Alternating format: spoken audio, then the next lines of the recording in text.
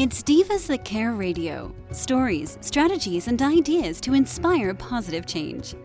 Welcome to Divas That Care, a network of women committed to making our world a better place for everyone.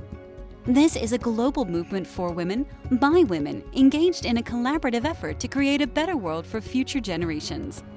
To find out more about the movement, visit divasthatcare.com after the show. Right now, though, stay tuned for another jolt of inspiration. Hello, everyone, and welcome back to the Divas That Care. My name is Candace Gish. Well, I'm so excited that each and every one of you has tuned in for today's program. I have a guest coming back onto our program that we haven't had on for a few years here, and I'm just excited to catch up with her, to see what she's been up to, and learn what she's doing these days. That's what we're all about here on the Divas That Care. We love collaborating with amazing women. We love sharing their stories and learning all about them so that you can get to know them too. So again, thank you so much. If this is your first time tuning into the Divas That Care, we are now into our 11th season, and we are listened to in over 30 countries around the world. So a big shout out to all of you guys that are been continuing to share our program, and we're very grateful to all of you. All right, as I said, today's guest is Marderé Burkhill, and I haven't had her on the program. I think we were mentioning before about 3 or 4 years, so it's going to be so exciting to catch up with her. So welcome back. Thank you so much, Candace. It's great to catch up with you again, and thank you for having me. Well, I'm so excited to have you back. I was thinking about you. You know, your name comes across my desk every once in a while, and I'm like, I wonder what she's been up to, how she's been doing. And so I thought, let's have a catch-up call. Let's see what you're doing. So before we dive into that, would you mind sharing with all of our listeners a little bit about yourself? Sure. I am an executive coach that focuses on supporting teams and leaders on stepping up in their leadership to make a positive change in their organizations. But right now, today, I'm a grandma helping my daughter move into their new house and getting settled. She has a 2-week-old baby with her, and it's a fourth kid. I can't believe my child has 4 children, but it's such a blessing. They are so adorable. So yeah, today I'm just a doting grandmother. I love that. And, that's the part of our life. And, I was laughing because I remember those stages, and I said to you, I was like, sometimes I wish that my kids were that little again. And other times I'm like, whoa, that was so busy. And, I'm kind of glad that they're at this stage now in their lives too. So, it's kind of like that mixed feeling that you get inside yourself. Yeah, you do. Absolutely. Yeah. And, when you become a grandma, you have the best of both worlds. You have adult children and little children. You can sort of have everything. Oh, I love if you that. hear running around, it is my grandchildren upstairs. I'm in the basement in a quiet. That is definitely okay. We appreciate that. And you know what? That's what makes it real, and that's life. And so I thank you so much for coming on to the program today to share with us the stuff that you're going to be talking about today. Because I know we're in a different time these days, and we're doing a lot of different things. And, I want our show to be a real life experience for people that are tuning in. So as I said, I'm so excited that you've taken the time to be with us. No, thank you very much. So, great. Marderé, tell us a little bit about what you've been doing in the last couple of years. I know that you've got a lot of great things happening. I just recently checked out your new website, and I'm like, wow, this is fantastic. But yeah, let's talk about what's new with you. Well, Sage and Summit started 5 years ago, and it was just getting back to my passion, which is leadership development. And I think previously when we spoke about why leadership development is so important, but we still do that.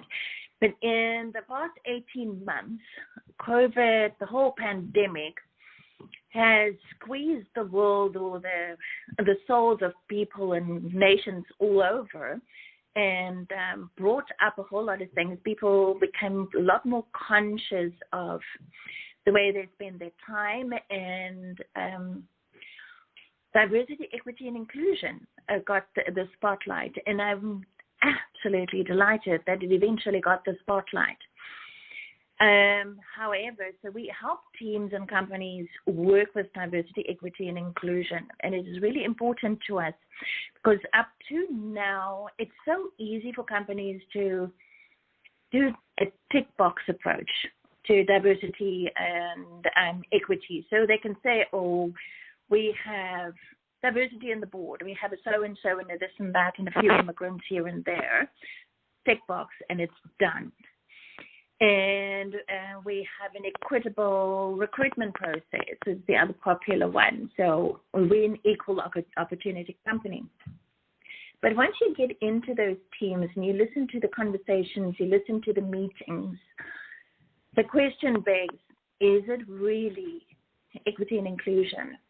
And inclusion is the part that we work with companies and teams with most at the moment, because it is important that everybody has a voice, that there is psychological safety in the team for everybody to bring forward their ideas, to have the psychological safety to just authentically be who they are. So our work with teams is very much focused on being aware of the biases we have. And one of my favorite things to listen to is people that say, oh, no, we're very open-minded. We have no biases. And, we get to call BS within about 10 minutes of having a conversation, because if you're human and breathing, you have a bias. At least one. You would probably like coffee over tea, red wine over white wine, Mercedes over BMW, trucks over sedans. That's a bias. A preference is a bias. If you're biased towards something, you're biased away from something. And our biases are so ingrained in us that we're 100% blind to it. And once we start talking and working through all the possibilities, all the possible biases that you could have, I think there's like 288, massive circle that we bring up. It's an eye-opener for people. And it starts the conversation. It's like, wow, I am biased. I prefer thin people over fat people, or fat people over thin people, short people over tall people. I prefer people with a North American accent or South African accent. So, yeah. So can I ask you a question? How do you get the conversation going and how does it all work? Because a lot of people are probably thinking, I'm like, oh, yes, I understand that we have biases, but how are we working through that? And how do we have a better understanding? The awareness is where it starts. Once you're aware, so we have a little quiz that we bring into the team. And it's where they do sweeping statements, or East Indians eat curry, or immigrants do not understand us, or fat people like ice cream. So it's just statements that all so-and-sos, and then you make a statement about it, and then it's like, okay, you've just identified 10 biases, because it's none of what you said is empirically tested and true. And starts an awareness and a conversation. Yeah, I think that's interesting. I love how you're doing. Have you found it a challenge to do it? Because you're probably not doing it, obviously, a live event. You're probably doing more virtual stuff right now. Everything's on Zoom. Yeah. We switched. We had to very quickly to Zoom facilitation and become experts in it. So, all our material had to change. The way you interact with people had to change. The way you read people had to change, because it's an uncomfortable topic, and it can become really difficult conversation when you're challenging people's core beliefs and sometimes even their values. Can I ask you something? I know they're going to talk more, but do you find it's more of a challenge? Because if you're not with somebody in a room and you're just seeing them on a Zoom, is it easier for them to hide behind that? it's really difficult to read body language. You can't really see them clenching their fists or tapping their fingers or their feet. Mm-hmm. You normally just see head and shoulders. So yeah, it's a lot more difficult to read body language. You got to really be attuned to their faces, and some people are very good at holding poker faces. Yeah, I can see that. I love this whole analogy on how you can help people, because it is the entire last 18 months there has been a shift globally on so many different things, and it's almost quite I don't know if I use the word amazing, but it's very fast paced on how things are changing, and you have to adapt very quickly. And I think people are maybe overwhelmed with what's happening. I don't know. What do you think about that? Oh, I see a lot of people are overwhelmed. The pace of change, the working from home thing just has become very challenging Mm-hmm. for a lot of people. They still have young children at home, so they're homeschooling and chronically at home at work, because your work is in the dining room table or in your bedroom, or sometimes some people do have dedicated offices, but they also find that people battle with time management and delineating time in work ends, because you don't have to travel away from the office. So I find a lot of managers and executives just work about 30% longer than what they used to. And that, of course, adds to it, because there are no breaks. There's no... You're seeing a lot of things. Are you able to, so you're working with these companies through perhaps all these changes that are going on? Yes, yeah. Well, with the executives that I coach, we inevitably work with overwhelm and boundaries at some stage, and normally a few times during because they just get something right and then it squeaks out from the other side again. It's like, okay, I've got my morning routine right, but I can't stop working in the evening. I don't take breaks. I'm tired. I don't sleep. Work bugs me at 3:00 in the morning, and because it's in the next room, I can get up and go and deal with it. So yes, we do a lot of work with. Thank goodness that you're helping these people. And then sometimes we have to take our own medicine as well. Isn't that the truth? Yeah. And take a break and come and help the kids move. That's all right. I've definitely seen that. We've had a lot of different guests on in the last 18 months, and, everybody's, dealing with different things, and they're utilizing their skills in ways that they've never utilized them before. We definitely hear a lot of people like they're excited about this change, and then you hear the other stories that other people are not excited about the change.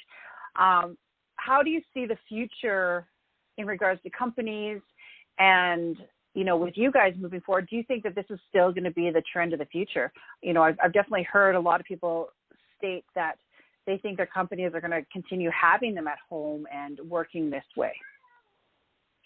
I know a lot of companies are going to at least have a blended opportunity.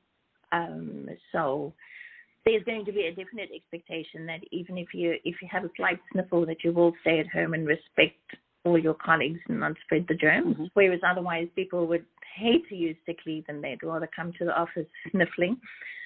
And so that's a hard no. And there are people that really enjoy working from home because they figured it out, and they can balance their time. They can balance family and work, and it's convenient for them to be closer to their families and to work from home. Other people, a client of mine actually had one of her managers had a doctor's note. It was like, this woman has to work in the office. There is no way she can work from home. They need that break, or just that a different space to work in. So I think a lot of companies will continue to have options for people at least. I mean, do you want to work from home? Does it make sense for you to work from home or work from the office? If it makes sense. I like that. Yeah. You know what? I think that's a great thing because you're right. There is some people out there that really need to be with somebody in the same room and working that way. That's how they are at their top potential, and it's really good. Whereas other people love to be and are very successful from working at a remote area. And I love that a lot of companies are now seeing this, and that, you know, if you want to keep your employees happy, this is a great way to do it. It definitely is. Yeah, having that flexibility. So go ahead. No, I was going to say, I love the idea. Do you do any other types of workshops or learning for people that not necessarily are part of like companies, but are wanting just to learn stuff for themselves, like as independent business owners, or, you know, just an overall general, you know, workshop out there? We have a lot of workshops based on sort of, when you develop a leader, you do a lot of inside work, because you have to be a very whole person to be able to lead. And leading other people will challenge you on the inside to extent that you, unanticipated, never anticipated. So we do a lot of inside work, getting to know yourself, your values, your belief systems, who you believe you should be as a leader. All our workshops and workshop material is science-backed and evidence-based and science-backed. It's very important for us to bring real science into organizational development and leadership development, because it's such a soft and gray area. And so we do the side work, and then we inside out, inward, outward, and forward. Outward is working with teams. So it's communication, motivation, delegation. Delegation is probably one of my favorite things to teach, because it's really difficult for people to get it right. And some people over-delegate or under-delegate, or just It took me years, and I struggle with that still. Yeah, that makes sense. Because you have to delegate to each person as an individual, so you have to take into account how they receive the baton, not only how you're going to hand the baton off to somebody else to carry on running with it, right? I love that. You know what? And I think that's a huge and a wonderful skill that you can help people with, because I think especially with people that have started an organization, started a business, they automatically were doing things in the beginning all by themselves. And they have a more of a difficult challenge giving some of the reins up, or, you know, asking for help and sharing that responsibility, because they're almost scared to do that. Yeah, we've seen that. And what I hear always is like, oh, it will take me 5 minutes to do it. It might take 5 hours if I give it to somebody else to do it. Or if by the time I finished explaining to somebody else how to do it, I could have done it 3 times myself. But if you never ever flip your team or hand over that baton, you will always be doing it yourself. So it's a time-saving thing, and it's a developmental thing. If you invest in your team and give them the skills to run with it, you're free to do other things, even start new companies. Exactly. Well, I want to ask you, do you work strictly, you know, here in Alberta, or do you work with people across Canada and to maybe other countries? We work anywhere.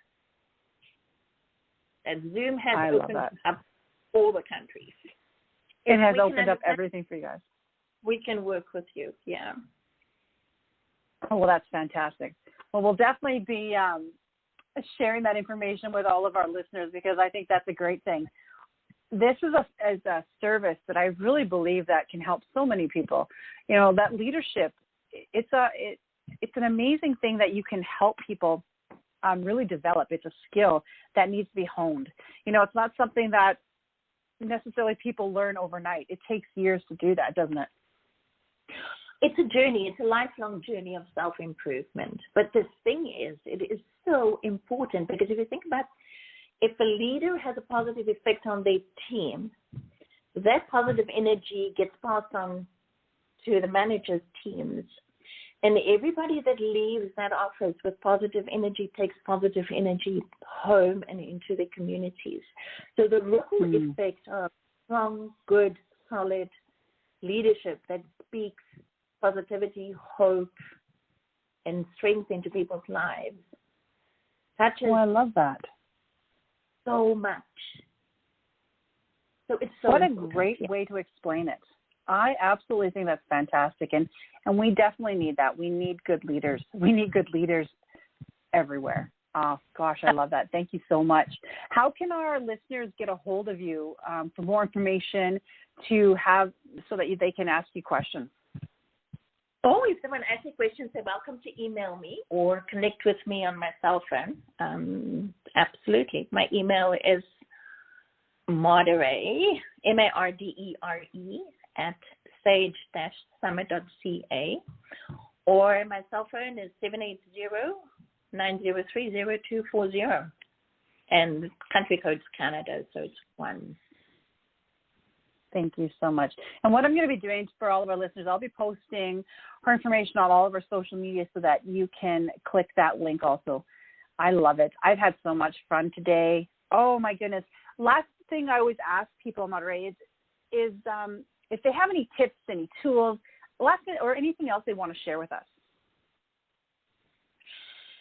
At the moment, what is top of mind is for me is just take a balanced life. Really, life is so precious. We just, my husband and I just recovered from COVID. We were up here in Fort McMurray about a month ago to look after the little ones while my daughter was in hospital having her baby. And Fort McMurray is the hub of COVID in Canada at the moment. And we got it.